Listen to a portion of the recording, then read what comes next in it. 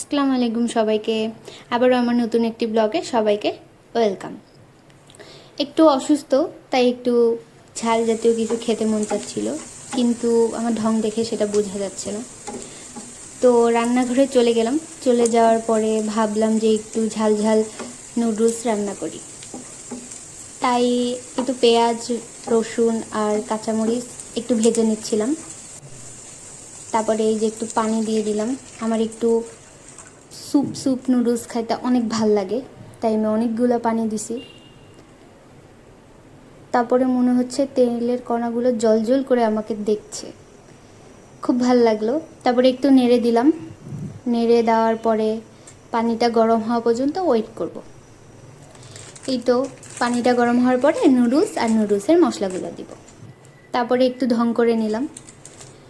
ঢং করতে করতে পানিটা গরম হয়ে গেছে। তারপরে এই তো আস্তে আস্তে সব নুডলস, এটা হচ্ছে ফ্রোজেন সবজি দিয়ে দিলাম।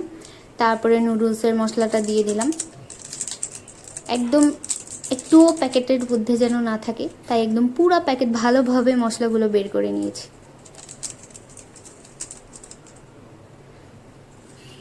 তারপরে এই তো এখন একটু নেড়ে দিলাম।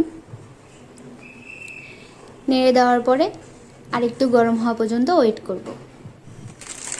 এই তো গরম হয়ে গেছে। তারপরে এখন আস্তে আস্তে দুইটা নুডলস দিয়ে দিব।